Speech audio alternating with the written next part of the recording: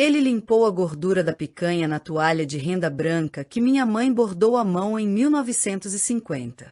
Olhou nos meus olhos, arrotou alto, com aquele cheiro azedo de cerveja barata e arrogância, e disse sorrindo: Dona Olívia, a senhora já viveu demais.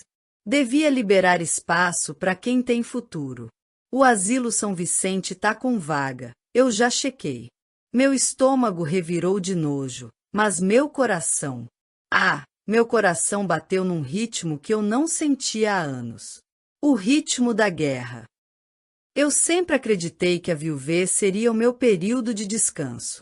Depois de 40 anos comandando o buffet Sabor Imperial, servindo de casamentos da alta sociedade paulistana a festas corporativas de bancos, eu achava que merecia paz. Meu nome é Olívia, tenho 71 anos, e até 6 meses atrás, minha maior preocupação era se as orquídeas do meu jardim de inverno iam florir ou não.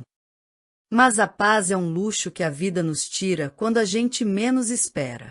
E no meu caso, o ladrão da minha paz tinha nome, sobrenome e uma dívida impagável estampada na testa: Marcelo.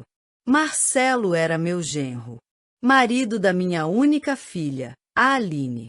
Aos 31 anos, Aline era uma mulher brilhante, formada em arquitetura, mas que nos últimos anos parecia uma sombra da menina vibrante que criei. Ela tinha aquele olhar opaco de quem vive pisando em ovos, com medo de quebrar alguma coisa invisível. Eles moravam comigo. Não por convite meu, mas por necessidade, ou pelo menos foi o que disseram. Marcelo, aos 34 anos, se dizia investidor de criptoativos. Na prática, isso significava que ele passava o dia inteiro no quarto de hóspedes que transformou em escritório, gritando com a tela do computador e saindo à noite para voltar cheirando a bebida e perfume barato. A casa onde morávamos, um sobrado antigo e espaçoso no bairro do Ipiranga, era meu santuário.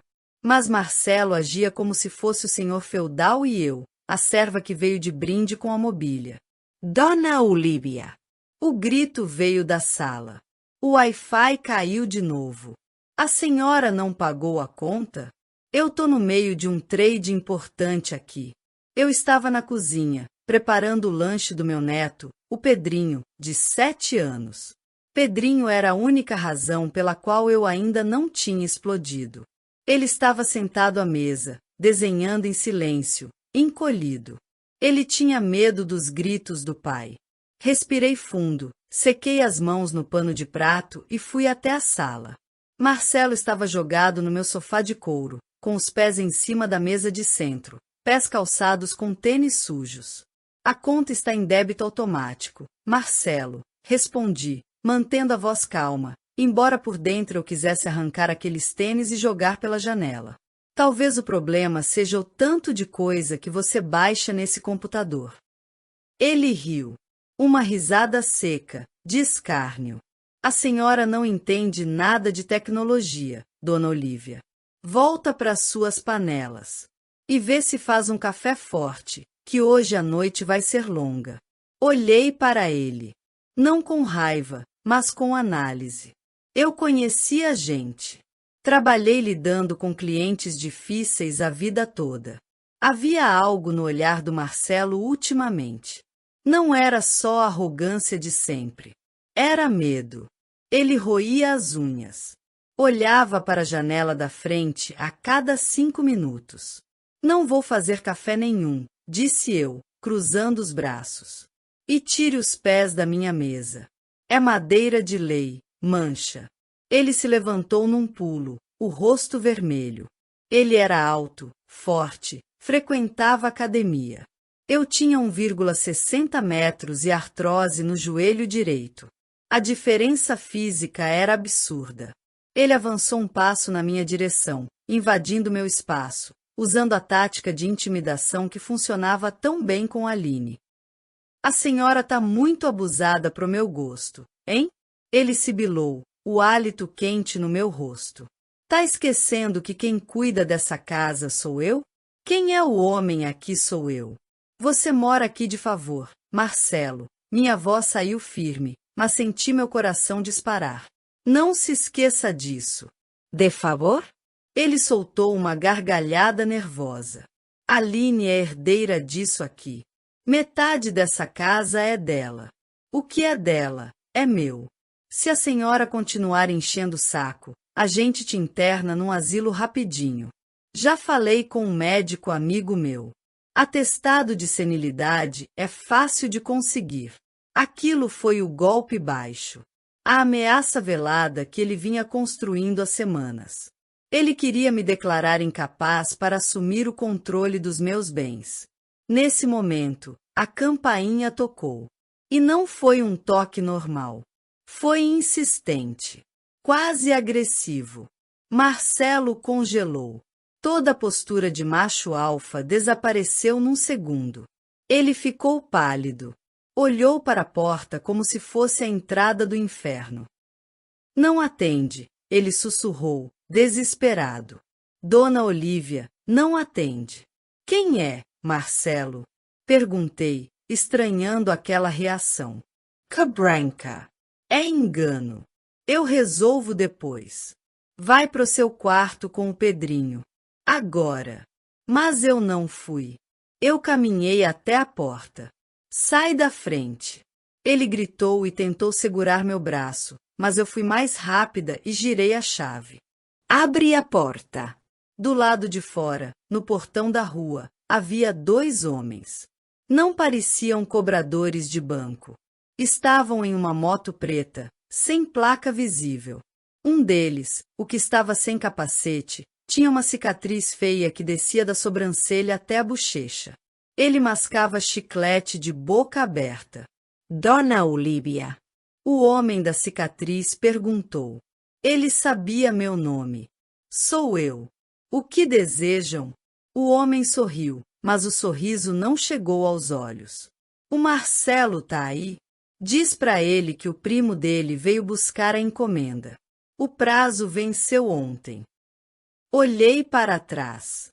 Marcelo não estava mais na sala. Tinha corrido para os fundos. Ele não pode atender agora, respondi, sentindo um frio na espinha que não tinha nada a ver com o vento sul. Do que se trata? O homem se aproximou da grade do portão.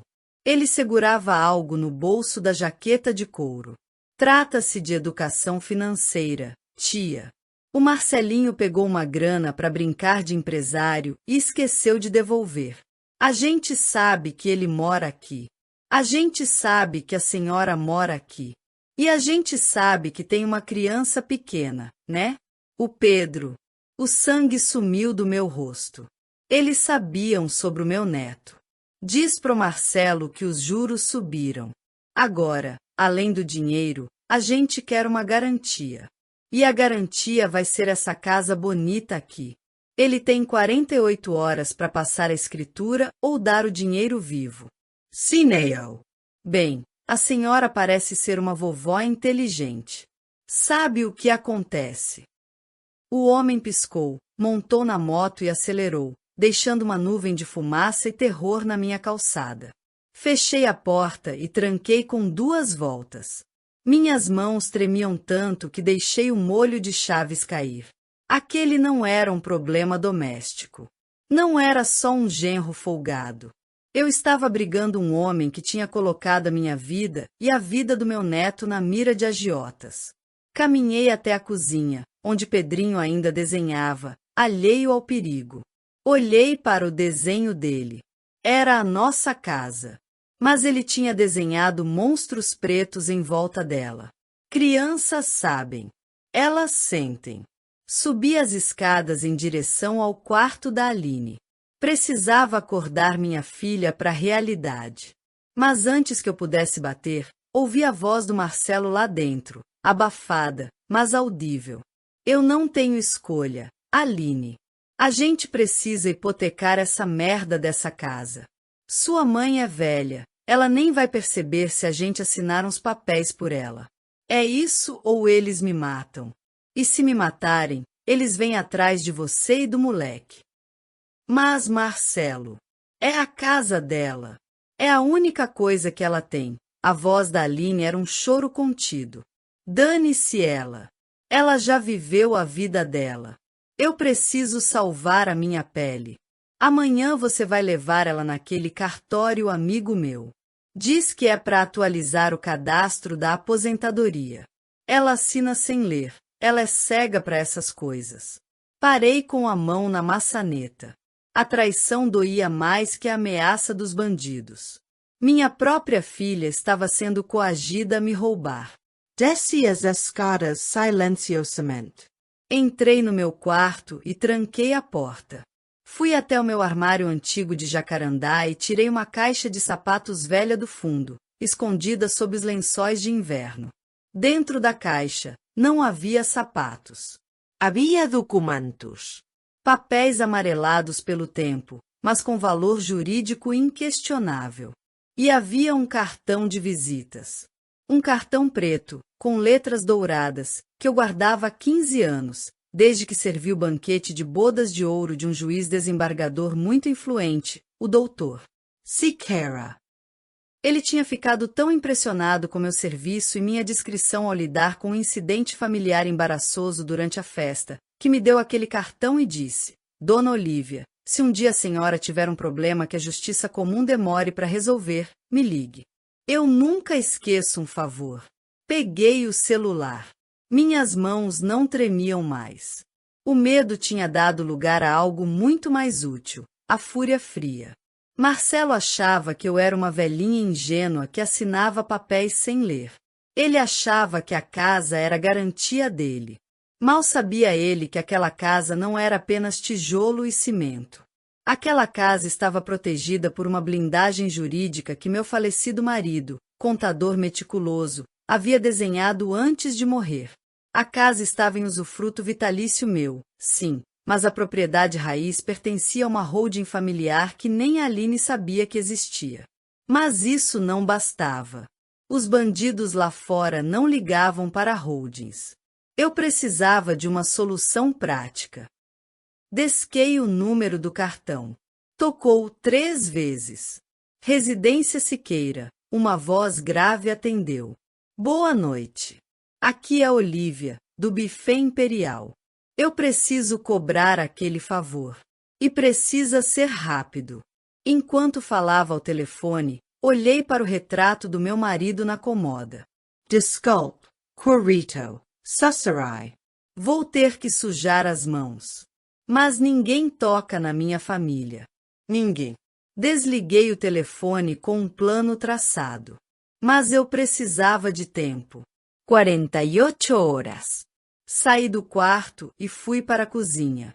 Marcelo tinha descido. Estava bebendo uísque direto da garrafa, suando frio. Quem era no portão? Ele perguntou, tentando parecer casual, mas falhando miseravelmente. Testemunhas de Jeová, menti, com a cara mais lavada do mundo. Puxei uma faca de chefe da gaveta e comecei a picar cebolas com golpes rápidos e precisos na tábua de carne. Insistentes, não? Ele me olhou, confuso com minha calma. O som da faca batendo na madeira ecoava pela cozinha. Asterisk, tac, tac, tac, asterisk. Marcelo, comecei, sem olhar para ele. O quê? Sabe o que eu fazia com os ratos que apareciam no depósito do buffet antigamente? O que essa conversa tem a ver agora, velha? Eu não usava veneno. O veneno deixa eles morrerem escondidos e fedendo. Usava ratera. Quebrava o pescoço na hora. Limpo. Rápido. Virei-me para ele, apontando a faca cheia de cebola na direção dele. Amanhã vamos ao cartório, não é?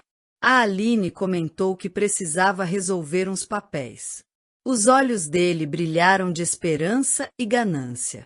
Ele achou que tinha vencido sem nem lutar. É sim. Coisa boba. Burocracia. Ótimo. Eu adoro resolver burocracias. Volte a cortar as cebolas. Eu estava chorando, mas não era pela cebola. Era pelo homem que eu teria que destruir para salvar minha filha e meu neto. Marcelo tinha acabado de cometer o erro fatal. Ele subestimou a cozinheira. Ele esqueceu que quem sabe desossar um frango em 3 minutos, Sabe exatamente onde ficam as juntas frágeis de qualquer animal, inclusive os de 2 pernas. Amanhã o jogo começaria de verdade. E eu não pretendia empatar. A manhã seguinte amanheceu com um sol de rachar, típico daquele calor abafado de São Paulo antes da tempestade.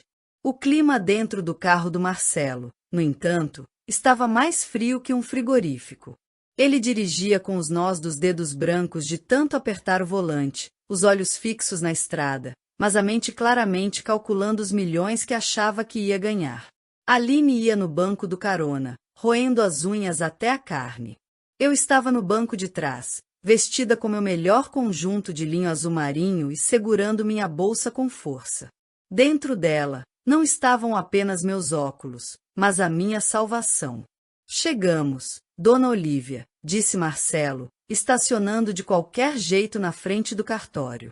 Ele virou para trás com aquele sorriso de vendedor de carro usado. Vai ser rapidinho. A senhora só precisa assinar onde o moço mandar, tá bom? É só para atualizar o cadastro do INSS, para a senhora não perder a aposentadoria. Claro, meu filho, respondi, fazendo a minha melhor voz de velhinha confusa. Eu não quero perder meu dinheirinho. Entramos no cartório. O cheiro de papel velho, carimbo e café queimado impregnava o ar. Era um ambiente que Marcelo achava que dominava, mas que eu conhecia como a palma da minha mão.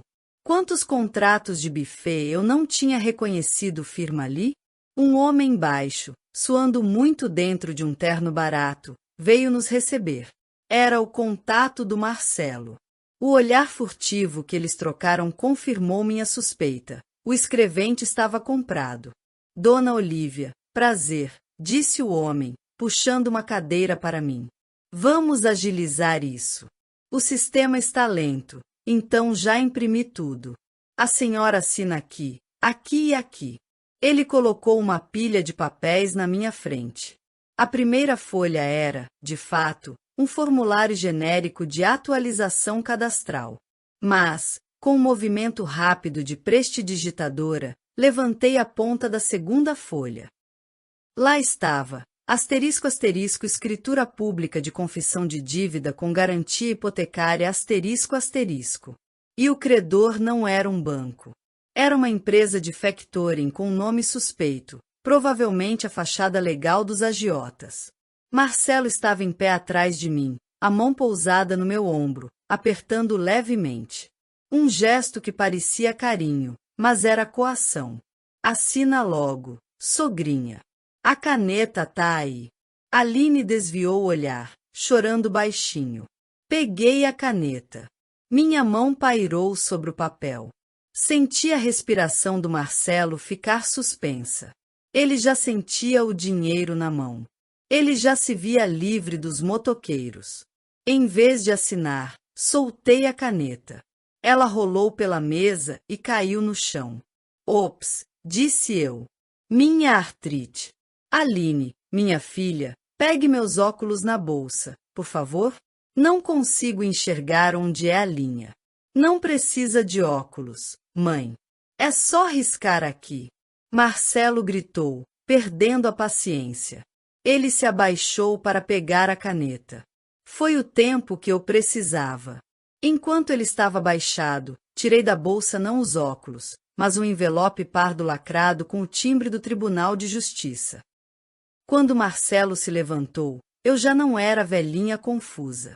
Eu estava de costas retas, olhando nos olhos com a frieza de quem demite um funcionário ladrão.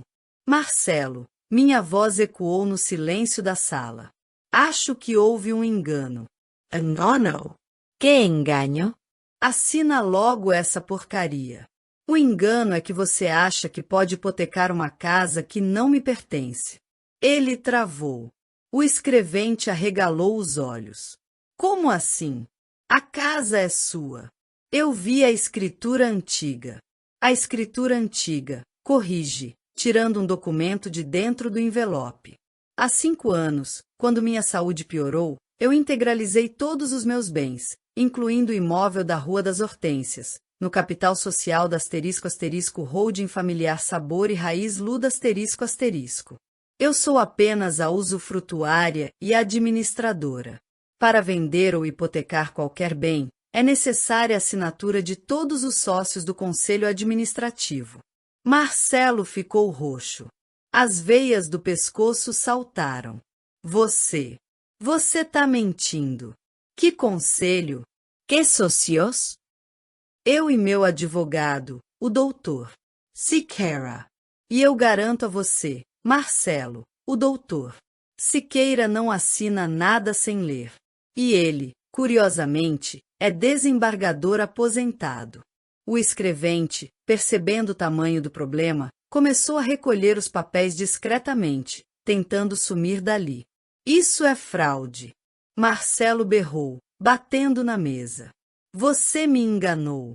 Você sabia que eu precisava desse dinheiro. Eles vão me matar, Olivia. E vão levar sua filha junto. Ele avançou para cima de mim. Aline gritou. Foi nesse momento que a porta da sala privada do tabelião se abriu. De lá, não saiu um burocrata. Saiu um homem alto, de cabelos grisalhos, vestindo um terno impecável, seguido por 2 policiais militares fardados.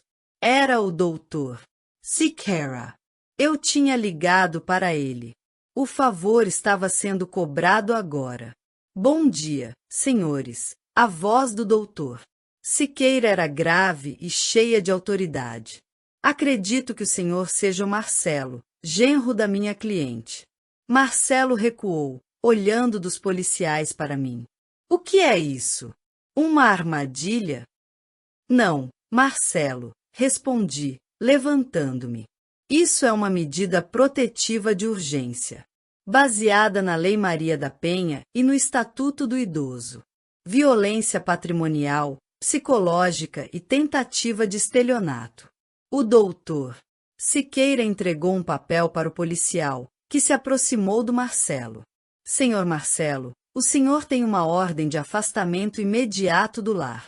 O senhor está proibido de se aproximar da dona Olívia e da senhora Aline a menos de 500 metros. E sugiro que não resista, ou será preso em flagrante agora mesmo por tentativa de extorsão. Marcelo olhou para Aline, buscando apoio. Aline, você vai deixar sua mãe fazer isso comigo? Eu sou seu marido. Aline levantou a cabeça. O rosto estava banhado de lágrimas, mas pela primeira vez, vi um lampejo da minha filha ali. Você ia vender a casa da minha mãe, Marcelo. Você ia nos deixar na rua. Marcelo riu. Uma risada de desespero, de loucura. Vocês são burras. Vocês não entendem. Os caras da moto. Eles não ligam para a polícia.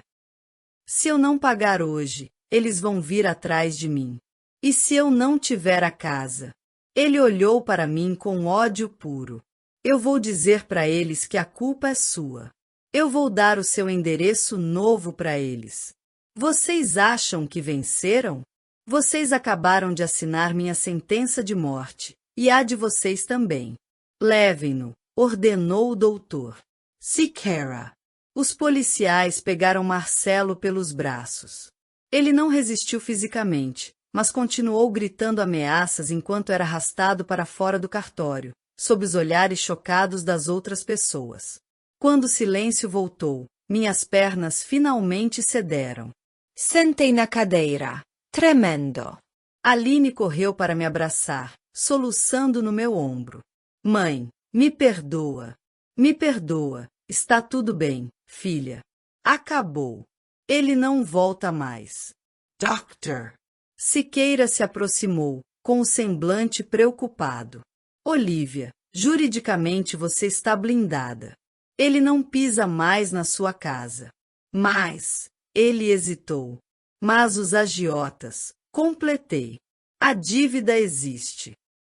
E o Marcelo, sendo o covarde que é, vai jogar o problema no nosso colo. Exatamente. A polícia pode fazer rondas, mas esses homens operam nas sombras. Vocês não podem voltar para aquela casa hoje. Eu não vou fugir da minha casa, doutor Minha vida está lá. Não é fugir, Olivia. É estratégia. Precisamos de 24 horas para identificar quem são esses credores e neutralizar a ameaça. O Marcelo vai ser solto em algumas horas. Infelizmente, a lei permite fiança para esses casos iniciais. E quando ele sair, ele vai estar desesperado. Olhei para minha filha, frágil nos meus braços. Pensei no meu neto, Pedrinho, que estava na escola. Eu tinha vencido a batalha do cartório. Tinha salvo a propriedade. Mas agora eu tinha um alvo nas costas desenhado por bandidos reais e um ex-genro vingativo solto nas ruas de São Paulo. Para onde vamos? Perguntou Aline.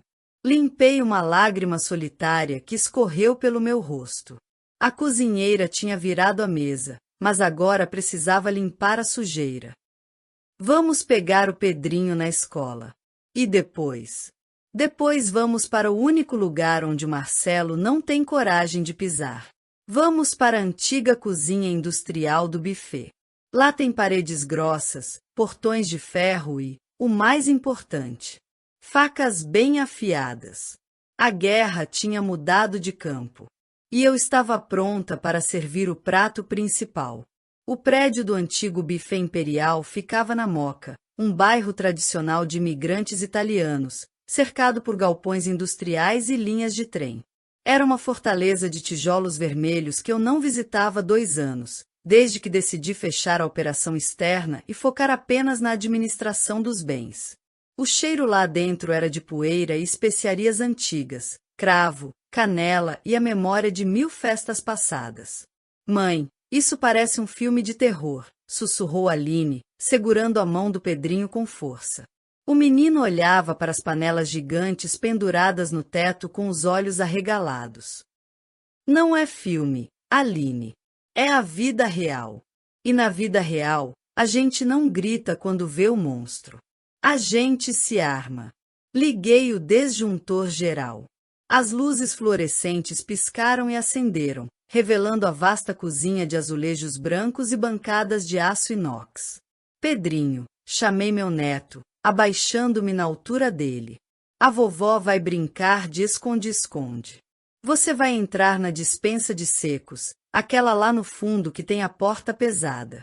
Tem um colchão lá e uma caixa de biscoitos. Você só sai quando a vovó disser a senha. Qual é a senha? Bolo de cenoura, ele respondeu, com a voz trêmula. Isso. Agora corre. Tranquei o menino na despensa. Era o lugar mais seguro, paredes de concreto. Voltei para a área principal. Aline estava parada, tremendo. O que a gente faz agora, mãe? A gente chama a polícia de novo?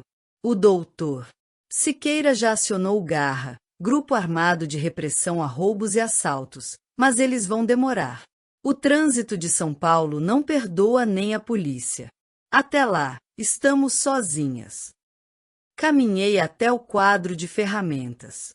Peguei meu cutelo de desossa. O peso dele na mão me era familiar e reconfortante. Alina, para de chorar. Pegue o óleo de cozinha. Aqueles galões de 5 litros de soja. Derrame tudo no corredor de entrada, perto da porta de carga. O quê? Mãe, você ficou louca? Faça. Ordenei, com a voz que usava quando a cozinha estava atrasada para servir 500 convidados. O Marcelo conhece a entrada da frente, mas ele sabe que eu troquei as fechaduras lá. Ele vai tentar entrar pela doca de carga, que tem o cadeado velho. É por lá que eles vêm. Aline obedeceu, correndo para buscar os galões. Eu fui até o fogão industrial. Abri o gás.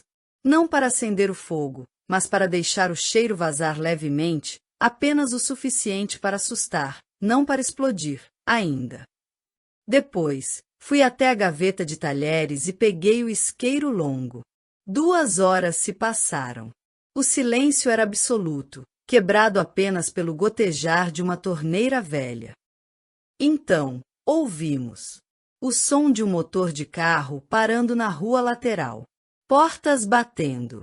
E a voz dele. É aqui. Eu juro. Elas estão aqui. O carro dela tá escondido no pátio. Meu coração acelerou, mas minhas mãos estavam firmes. Apaguei as luzes principais, deixando apenas a luz de emergência amarelada no fundo do salão. A cozinha virou um labirinto de sombras e reflexos no aço inox. O som de metal sendo forçado. O cadeado da doca de carga estourou com um tiro seco. A porta de enrolar subiu com barulho estrondoso de ferro enferrujado. Dona Olivia. A voz do Marcelo ecoou no galpão, distorcida pelo eco. A gente sabe que a senhora tá aí. Não complica. O Binho aqui só quer o que é dele. Vi 3 silhuetas entrarem pela penumbra. Marcelo na frente, empurrado por 2 homens. O tal Binho, o da cicatriz, e outro maior, armado com um revólver prateado. Eles deram o primeiro passo na rampa de acesso. O piso estava vitrificado com 10 litros de óleo de soja. O homem armado foi o primeiro. Ele pisou, escorregou violentamente para trás e caiu de costas, batendo a cabeça no chão com um baque surdo. A arma disparou para o teto, fazendo um barulho ensurdecedor. Murder! Gritou Bino, tentando se equilibrar. Marcelo, conhecendo o terreno, segurou-se no batente da porta. Cuidado! É armadilha. A velha é louca. Louca não, Marcelo. Preparada. Minha voz saiu das sombras, vindo de trás de uma bancada de aço. Binho sacou uma faca. Ele estava furioso. O comparsa no chão gemia, tentando levantar. Aparece, bobo.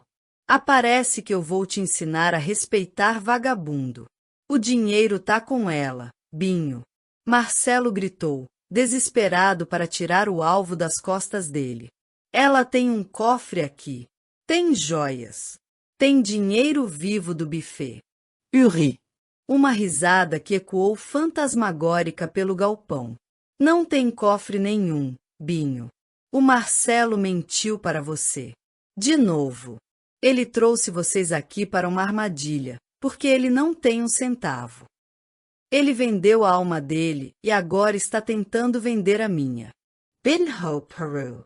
Ele olhou para Marcelo. A dúvida plantada é uma semente poderosa. Que papo é esse, playboy? Você disse que a velha estava montada na grana aqui. Ela tá. Ela tá mentindo para te confundir. Vamos pegar ela. Marcelo, movido pelo pânico, avançou. Ele evitou o óleo e correu para o corredor central, vindo na minha direção. Ele achava que podia me dominar fisicamente. Aparece, sua velha maldita. Eu estava escondida atrás da ilha central. Quando ele passou, estiquei o pé.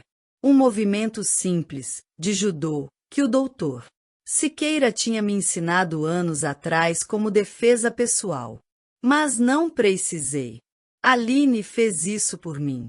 Minha filha saiu das sombras com um extintor de incêndio pesado nas mãos, e com um grito que liberava 10 anos de submissão, acertou as costas do Marcelo. Asterisk pa. Asterisco Marcelo caiu de cara no chão, deslizando pelo piso liso. Sua vagabunda. Ele grunhiu, tentando levantar. Binho, vendo a cena, percebeu que o assalto fácil tinha virado uma confusão. Ele decidiu resolver do jeito dele. Ignorou Marcelo e veio para cima de Aline com a faca. Chega de brincadeira. Aline congela. Ela não tinha mais forças para levantar o extintor. Foi a minha vez. Eu não corri. Eu não pulei. Eu apenas acendi o isqueiro e o joguei dentro de uma frigideira grande que eu tinha deixado no fogo baixo com álcool e açúcar. A técnica de flambar. Só que em escala industrial. Uma labareda de fogo subiu, criando uma parede de calor e luz entre Binho e minha filha. O susto fez o bandido recuar, protegendo o rosto. A próxima vai em você. Gritei, batendo o cutelo na bancada de inox. O som foi como um sino de guerra. Sumam daqui. A polícia está a 2 quarteirões. Binho olhou para o fogo, olhou para o comparsa tonto no chão, olhou para Marcelo gemendo e olhou para mim, uma senhora de 71 anos segurando um cutelo como se fosse uma espada viking, iluminada pelas chamas. Ele fez a conta. Risco versus Beneficio. Assaltar casa de idosa é fácil. Enfrentar uma cozinheira psicopata num galpão escuro com a polícia chegando. Não vale a pena. Você me paga, playboy. Binho chutou as costelas de Marcelo com força. A dívida triplicou. E agora é pessoal. Ele ajudou o comparsa a levantar e eles correram de volta para a doca de carga, escorregando, xingando, mas fugindo. O som do carro arrancando lá fora foi a música mais linda que já ouvi. Ficamos apenas nós 3. Eu, Aline e Marcelo, que estava encolhido no chão, chorando de dor e humilhação. Aline caminhou até ele. Ela ainda segurava o extintor, mas agora o soltou. O barulho de metal batendo no chão fez Marcelo se encolher. Aline. Me ajuda, ele choramingou, estendendo a mão. Eles vão me matar. Eu fiz isso por nós. Não existe nós, Marcelo. Você morreu para mim no momento em que trouxe aqueles homens para onde meu filho estava. O som de sirenes começou a crescer ao longe. Luzes azuis e vermelhas começaram a piscar nas janelas altas do galpão. O Garra tinha chegado. Tarde para a briga, mas a tempo para a limpeza. Caminhei até o Marcelo. Levante-se, ordenei. Dona Olivia, por favor. Não deixe a polícia me levar. Os agiotas vão me pegar na cadeia. A prisão é o lugar mais seguro para você agora, Marcelo. Respondi, guardando meu cutelo. Porque se você ficar aqui fora, sou eu quem vai terminar o serviço. Os policiais arrombaram a porta da frente. Polícia! Mãos para o alto. Eu levantei as mãos. Calma. Aline fez o mesmo. Marcelo continuou no chão, derrotado. Ali está ele. Apontei para o meu ex-genro. Invasão de propriedade, tentativa de sequestro e descumprimento de medida protetiva. Podem levar. O lixo já está separado. Enquanto algemavam Marcelo, fui até a despensa. Abre a porta. Pedrinho estava sentado no colchão, comendo biscoitos, com os fones de ouvido que eu tinha colocado nele tocando música clássica no volume máximo. Vovô. Ele tirou os fones. Já acabou o esconde-esconde? Sorri, limpando uma mancha de fuligem da minha testa. Já, meu amor. A vovó ganhou. E o monstro foi embora para sempre. Abracei meu neto. Olhei para Aline, que conversava com o delegado, de cabeça erguida. A cozinha estava uma bagunça. Oleo no chao, cheiro de queimado. Mas nunca, em 40 anos, aquele lugar me pareceu tão limpo.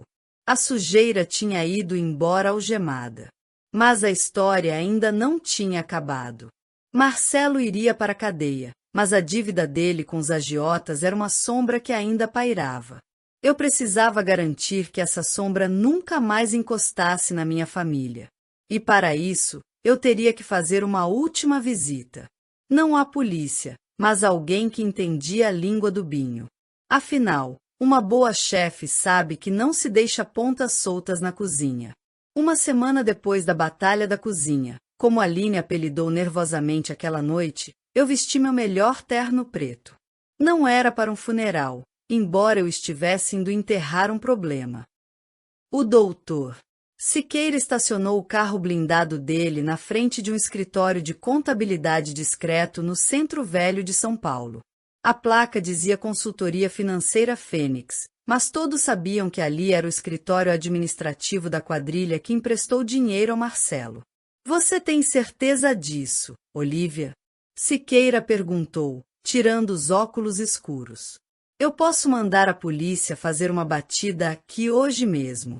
A polícia prende, a justiça solta, e eles voltam com raiva. Doutor, eu preciso cortar a cabeça da cobra, não o rabo. E cobras entendem a linguagem do medo, não da lei. Entramos.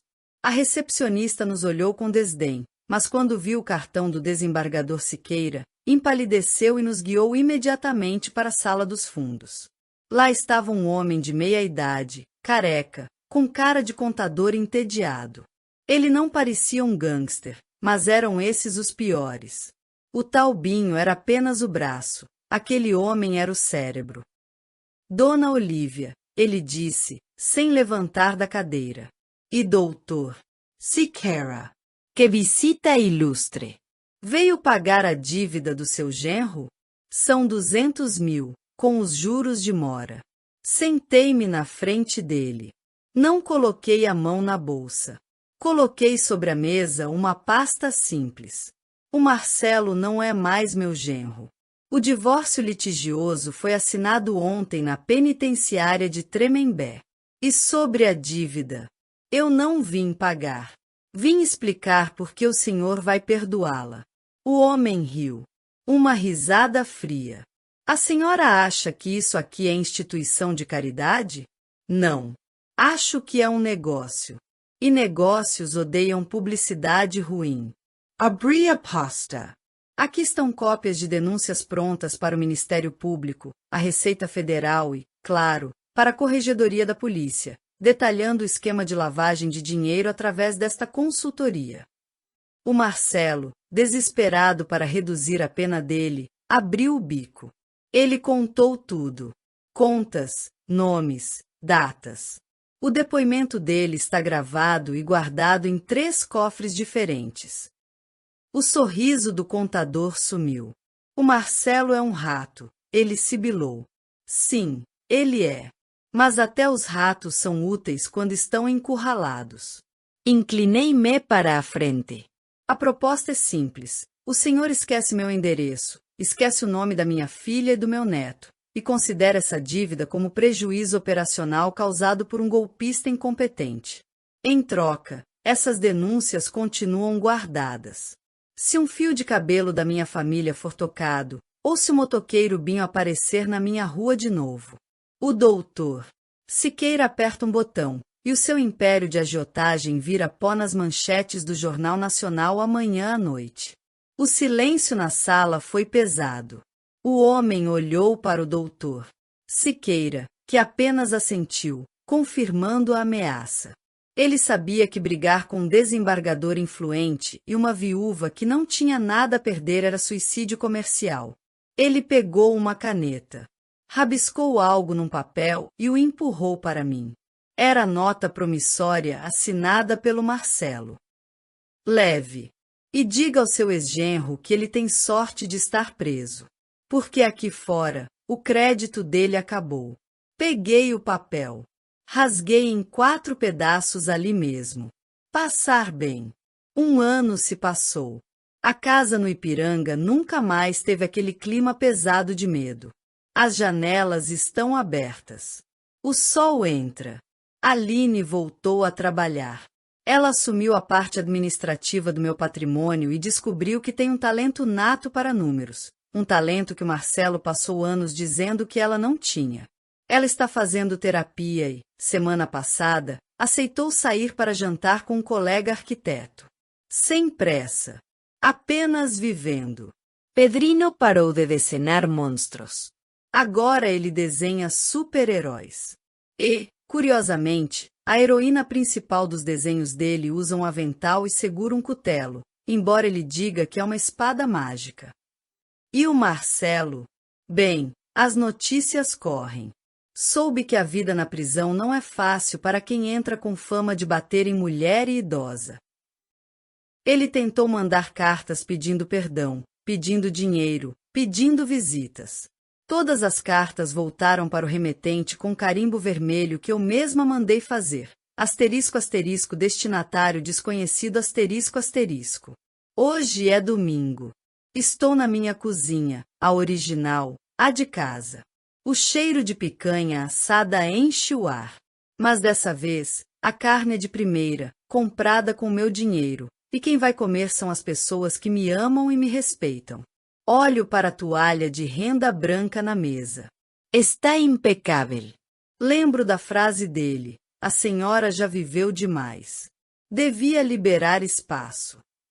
Sorrio enquanto tiro a carne do forno. Ele estava errado. A velhice não é o fim da linha. É o momento em que a gente para de viver para agradar aos outros e começa a viver para governar o próprio reino. Eu não liberei espaço. Eu o expandi. Agora, se me dão licença, minha família está com fome. E a dona Olívia? Bem, a dona Olívia nunca deixa ninguém sair da mesa insatisfeito. A casa está limpa. A alma está lavada. E a porta? A porta está trancada para o mal, mas escancarada para a felicidade.